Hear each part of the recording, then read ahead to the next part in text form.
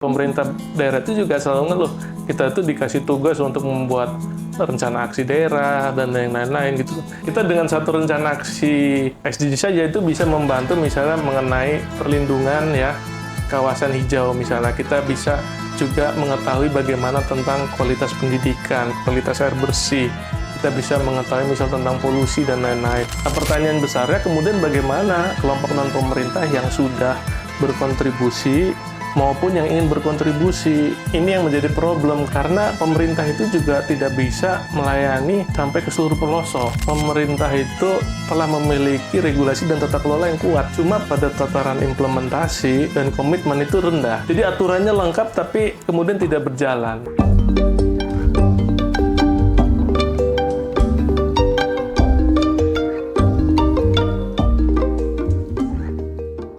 Halo teman Bangkar Bangkit, kembali lagi bersama saya dengan Laras. Saat ini kita akan membahas mengenai capaian dan kendala SDGs di Indonesia. Untuk membahasnya saat ini sudah bersama dengan Bapak Bona dari International NGO Forum on Indonesia Development atau INFID. Halo Pak Bona, Ya, selamat sore Mbak. Pak, terima kasih sudah hadir. Iya, sama-sama, terima kasih sudah diundang. Indonesia sekarang ini di satu sisi kita sudah berdemokrasi, sudah memiliki kebebasan, tetapi di sisi lain kita menghadapi ketimpangan sosial ekonomi dan juga intoleransi terhadap kelompok warga negara yang lain yang dianggap berbeda atau dianggap minoritas. Iya Pak, bisa ceritakan Pak sejauh ini capaian SDGs di Indonesia Pak? Ya, pertama saya memperkenalkan diri dulu. Boleh Pak. Ya, saya Bona. Saya saat ini menjadi program manager SDGs di INFID dan INFID itu salah satu NGO ya di Indonesia yang kurang lebih berfokus kepada isu-isu pembangunan berkelanjutan, demokrasi dan hak asasi manusia. Jadi sebenarnya sebelum ke SDGs ya, itu arti dari SDG sendiri itu secara historis itu tujuan pembangunan berkelanjutan bahasa Indonesianya. Jadi kalau ada pembangunan berkelanjutan yaitu SDGs gitu ya. Istilah lainnya kalau bahasa Indonesianya TPB lah. Jadi SDGs ini secara historis itu memang dimulai sejak 2015. Jadi dia sebuah inisiatif di bawah PBB atau United Nations yang sebenarnya sebelumnya sudah ada, yaitu Millennium Development Goals atau dulu dikenal MDGs dari era tahun 2000 sampai 2015. Jadi setiap inisiatif pembangunan dari PBB itu kurun waktunya 15 tahun begitu, dan SDGs ini 2015 sampai dengan 2030. Jadi kurang lebih menyisakan 6 tahun lagi ya. Dan Indonesia sendiri pada waktu itu Pak Wapres tahun 2015 hadir langsung di New York pada waktu sidang umum PBB dan menyatakan bahwa Indonesia mengadopsi ya SDGs dalam kerangka pembangunan perencanaan di Indonesia gitu. Dan saat itu juga NGO atau CSO ya, organisasi masyarakat sipil turut hadir untuk mendukung bagaimana supaya SDGs segera dilakukan oleh pemerintah. Nah, kembali kepada pertanyaannya, capaian-capaiannya mungkin dalam 9 tahun ya.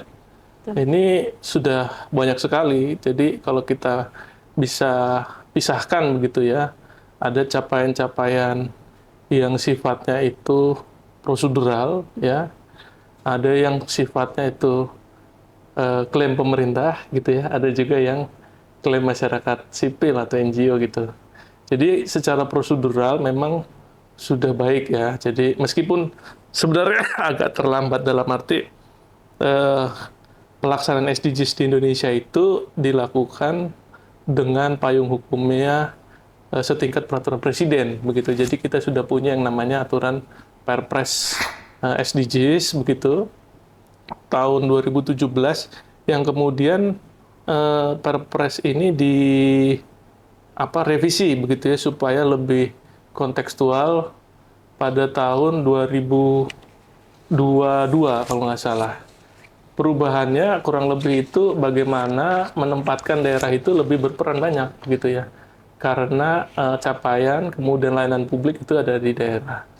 Nah, yang lain sebenarnya adalah pelaksanaan SDGs ini diupayakan lebih inklusif begitu ya, tidak hanya oleh pemerintah tetapi juga oleh non pemerintah. Dalam hal ini misalnya ada organisasi masyarakat sipil, ada filantropi, ada media, ada universitas begitu, yang kemudian itu juga diwujudkan dalam bentuk rangka kelembagaannya, Mbak. Ada tim pelaksana nasional yang selalu diperbarui dengan keputusan Menteri Bappenas. Ya, kita menyambut baik bahwa artinya pemerintah memiliki kesadaran bahwa perangkat-perangkat untuk melakukannya perlu disusun begitu ya, dan disegerakan. Sebenarnya yang perlu dicatat atau diapresiasi adalah bagaimana kemudian capaian di tingkat daerah, karena yang melakukan layanan publik itu langsung adalah daerah. Dalam hal ini SDGs bisa dibilang cukup berhasil. Kenapa? Karena kemudian provinsi dan kabupaten kota itu khususnya provinsi ya, hampir semuanya sudah memiliki rencana aksi daerah dan tim pelaksana daerah begitu ya. Dan kami mendampingi ya beberapa provinsi dan kabupaten kota begitu untuk bagaimana bisa terlibat dalam perencanaan SDGs dan implementasinya, termasuk sampai evaluasinya. Jadi capaian terpentingnya itu meskipun tadi aspek prosedural, tapi bagaimana meaningful participation itu bisa dilakukan, dalam arti misalnya khususnya ya di tingkat daerah ya, provinsi, kabupaten, kota, bagaimana kemudian misalnya non pemerintah itu bisa memberikan bukti-bukti capaian versi mereka. Nah, kalau saat ini di SDG sendiri bisa dikatakan meskipun ya kemarin itu kan baru high level forum, jadi setiap tahun itu di global itu ada pertemuan antar negara untuk membicarakan capaian SDGs, dan juga sebelumnya di bulan Februari itu ada di regional ya, UNSCAP ya, itu Asia Pasifik, itu mengatakan bahwa SDGs itu stagnan, kemudian tidak akan tercapai hanya setengahnya, tapi Indonesia itu bisa lebih baik di situ. Jadi posisi Indonesia capaiannya itu berada di atas rata-rata capaian global ya. Tapi catatan ya, ini rata-rata capaian global. Jadi rata-rata capaian itu kan ada yang tinggi banget negara maju ya kan, tapi kemudian capaian negara majunya turun karena kontribusi dari negara-negara berkembang ya yang masih rendah. Nah, Indonesia kalau di-exercise dengan rata-rata global itu masih di atas ya. Jadi Indonesia tidak berkontribusi atas penurunan capaian global, kan itu yang perlu di highlight juga ya. Di garis bawah ya Pak. Oke, sama ini Pak, ini apa aja sih kendalanya, sama langkah-langkah utama yang diambil pemerintah untuk mengatasi kendala-kendala tersebut? Oke, saya rasa hal yang masih menjadi PR besar itu terkait dengan data ya. Data ini maksudnya data terpilah. Bagaimana kemudian misalnya misalnya kita tahu lah angka partisipasi kasar ya, atau angka partisipasi murni di siswa ya, APK, APM siswa SD, SMP, SMA itu misalnya memang sudah terpilah laki perempuan begitu ya, dan kita tahu perempuan itu semakin tinggi pendidikannya, partisipasinya semakin turun gitu ya. Dengan berbagai catatan lah kita bisa sampaikan. Tapi kan pertanyaannya kemudian dari data-data tersebut kan bisa lebih spesifikin. Misalnya kenapa perempuan di Kabupaten A itu partisipasinya di sekolah itu lebih tinggi daripada Kabupaten B. Oh, ternyata perempuan atau keluarga di Kabupaten A itu ternyata garis kemiskinannya itu sudah rendah gitu, sehingga perempuan itu tidak lagi membantu yang namanya pendapatan rumah tangga gitu loh. Nah, ini kan tidak sampai ke arah sana detail datanya maupun keterpilihan data. Termasuk juga sebenarnya kalau pemerintah tidak memiliki data, ya sah-sah saja misalnya menggunakan data-data dari non-pemerintah begitu ya. Nah, itu mungkin masih menjadi tantangan keterpilihan data ya. Yang kedua itu sebenarnya juga terkait dengan pembiayaan ya. Jadi pembiayaan itu karena sifatnya pembangunan berkelanjutan ini atau pembangunan lah ya kita katakan tugas besarnya ada di pemerintah begitu ya. Maka kemudian sumber-sumber pembiayaan itu lebih banyak bisa atau lebih mudah diakses oleh pemerintah. Misalnya dalam bentuk apa? Misalnya dalam bentuk pinjaman, hibah, atau dan yang lainnya begitu, atau misalnya insentif dan lainnya. Nah, pertanyaan besarnya kemudian bagaimana kelompok non-pemerintah yang sudah berkontribusi maupun yang ingin berkontribusi. Nah, ini yang menjadi problem. Kenapa menjadi problem? Karena pemerintah itu juga tidak bisa melayani sampai ke seluruh pelosok gitu. Jadi memang perlu ada partisipasi dari non-pemerintah yang melengkapi puzzle itu gitu. Dan ketika non-pemerintah ini misalnya memiliki keinginan, willingness ya, sukarela gitu, kemudian memiliki kendala, maka pada posisi ini memang sebaiknya teman-teman ini juga bisa mengakses begitu ya, khususnya untuk daerah-daerah yang tertinggal ya. Ya kita tahu lah misalnya dalam bencana alam, misalnya pada COVID kemarin yang pertama kali memberikan bantuan itu kan warga bantu warga begitu loh. Iya betul, warga bantu warga. Dan pada posisi ini ya sudah selayaknya memang pada akses pembiayaan itu lebih inklusif, jadi non pemerintah bisa mengakses itu. Nah, yang lain kami juga baru menyusun People Scorecard ya, SDGs, jadi itu pantauan dari organisasi masyarakat sipil setiap tahun. Kita sudah mulai dari 2021, 22, 23 kemarin kita tidak buat, dan 2024. Jadi ini masih fresh.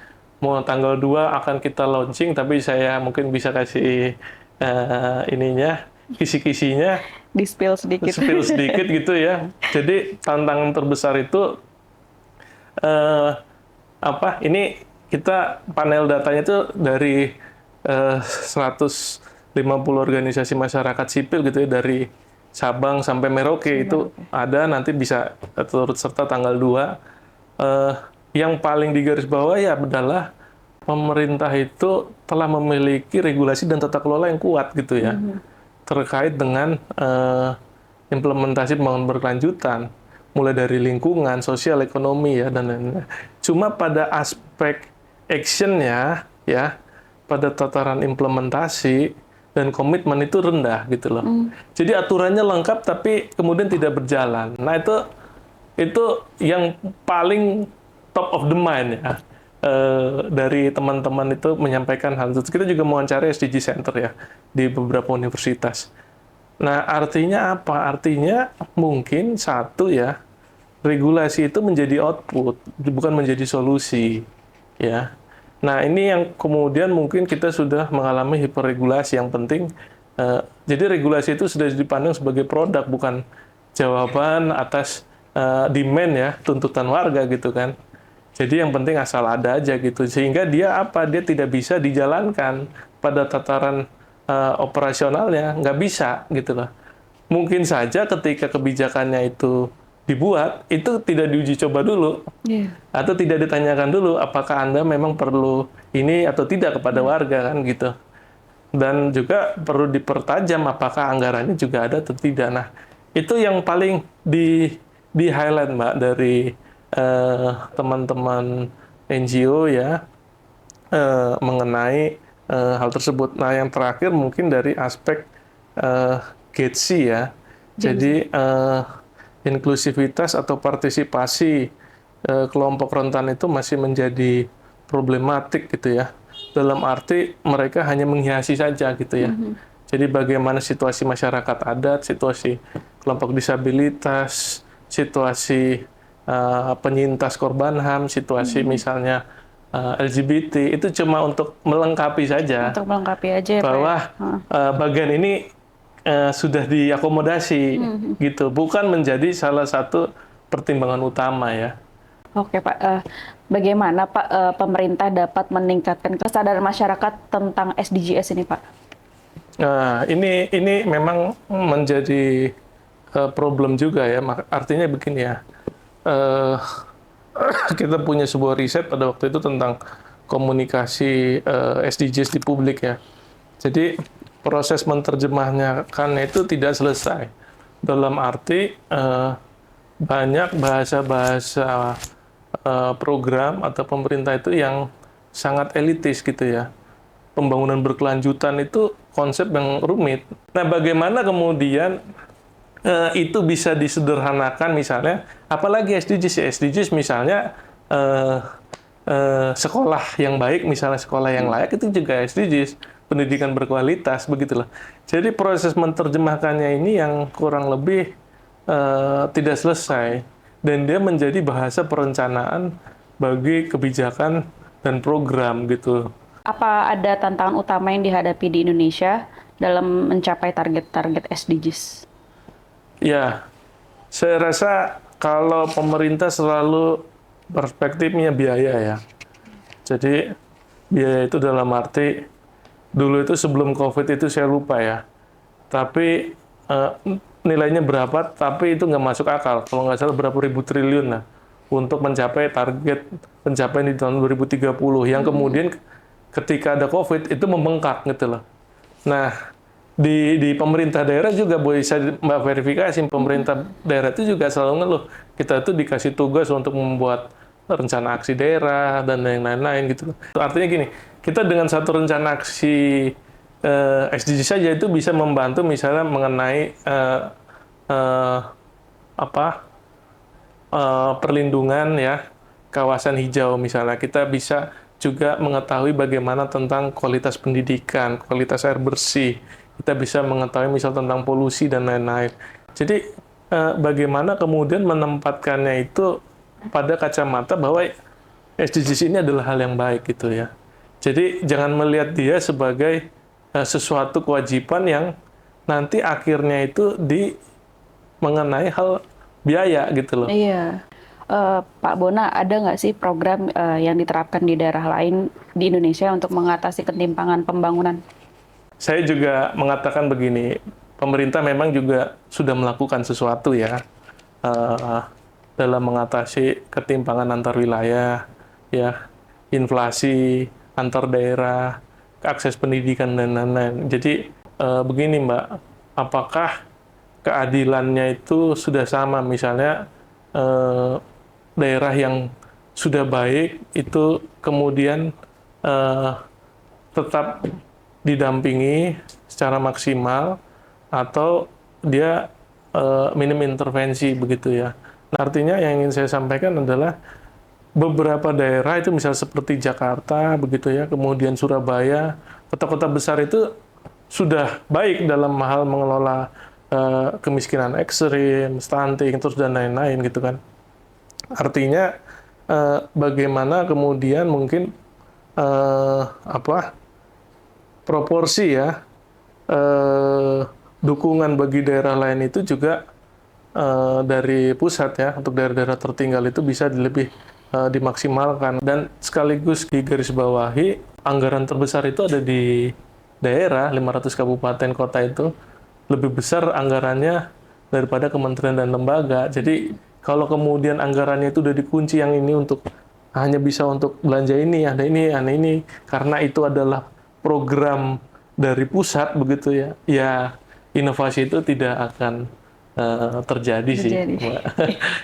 Oh iya Pak, apa yang dilakukan INVIT untuk memajukan SDGs di Indonesia Pak? Untuk memajukan SDGs yang pertama ada beberapa hal. Dulu misalnya tentunya kita yang tadi Perpres kita dorong supaya harus ada umbrella regulation-nya ya, kerang payung hukumnya supaya kementerian lembaga termasuk pemerintah daerah ini mau melakukan kan gitu. Kalau nggak ada aturannya nggak mau, itu panjang. Nah kemudian kita juga mendorong raising awareness. Jadi dulu di awal tuh kita bagaimana mendorong melalui misalnya konferensi SDGs ya. kita mempromosikan daerah-daerah yang memiliki inovasi, ya kan. Terus kita juga membuat panduan-panduan ya, bagaimana melakukan SDGs di daerah gitu ya, untuk pemerintah daerah. Karena kita melihat tadi yang di awal saya sampaikan, ini SDGs itu terlalu elit bahasanya gitu. Dan Pemda itu, kita tahu lah, Pemda itu hampir mayoritas itu meniru apa yang dilakukan pemerintah pusat. Betul. Nah, kita nggak ingin kejadiannya seperti itu. Jadi kita mencoba menerjemahkan dalam bahasa yang lebih sederhana begitu ya, sehingga pemerintah daerah itu melakukan dengan dananya yang besar itu APBD, mereka melakukan SDGs tapi dengan cara yang lebih sederhana. Kemudian juga kita melakukan pendampingan kepada beberapa universitas untuk membentuk SDG Center gitu ya, khususnya di beberapa di daerah Sumatera, misalnya Syakwala, misalnya terus Universitas Bengkulu kalau nggak salah pada waktu itu di awal-awal, dan yang lainnya begitu. Artinya kita mencoba menyebarluaskan SDGs itu tidak hanya di pemerintah daerah, tapi juga di universitas-universitas yang ada di daerah. Terakhir kita juga melakukan pemantauan begitu, terlibat dalam tim pelaksana nasional. Kita melakukan pemantauannya itu secara reguler, tidak hanya untuk nasional, kita juga memberikan laporan kepada global ya, kepada PBB, karena mekanismenya juga di internasional itu, di global itu, laporan Indonesia kan sudah 3 kali melaporkannya, 2017, 2019, dan 2021. Dan itu ada juga dari perspektif masyarakat sipilnya atau non-pemerintahnya. Pertanyaan terakhir, Pak. Iya. Boleh Pak Bona kasih pesan dan harapan untuk pemerintah dan DPR baru 5 tahun mendatang? Ya, ini penting ya. Pertama, begini. Pertama, SDGs ini sudah diintegrasikan kepada rencana pembangunan nasional dan daerah. Dalam arti, dia sudah dibuktikan bisa digunakan sebagai alat bantu dalam perencanaan, implementasi, dan evaluasi ya, program dan kebijakan pelayanan publik ya. Sehingga tentunya harapan saya SDGs ini dilanjutkan oleh Presiden, oleh kepala daerah nanti terpilih baru, oleh parlemen baik di Senayan maupun di daerah begitu, kalau bisa bahkan diakselerasi atau menjadi prioritas. Nah, yang kedua, kemudian kita tahu Indonesia memiliki target ambisius 2045 misalnya, Indonesia Emas. Ini bisa membantu pemerintah pusat dan daerah untuk menyiapkan perencanaan yang lebih baik lagi ya. Karena kita tahu, satu, anggaran itu banyak ditransfer di 500 kabupaten kota. Terus yang kedua juga bagaimana kemudian anggaran tersebut dimanfaatkan untuk program berkualitas yang tentunya disertai dengan akuntabilitas dan dana yang kredibel gitu ya, penggunaan dana dan akuntabilitas yang kredibel. Jadi tidak perlu lagi membuat yang namanya indikator baru gitu loh, tidak perlu lagi memuat yang namanya angka-angka target baru gitu loh. Karena di SDGs itu sudah ada semua, tinggal bagaimana menggunakan SDGs ini untuk program-program presiden terpilih, ya, kepala daerah terpilih nanti November, serta anggota-anggota parlemen ya, baik di Senayan maupun di kabupaten kota. Oke, Pak Bona, terima kasih banyak loh untuk waktunya, udah menyempatkan hadir di Bongkar Bongkir Podcast ini. Sekian untuk sesi podcast kali ini. Bye-bye.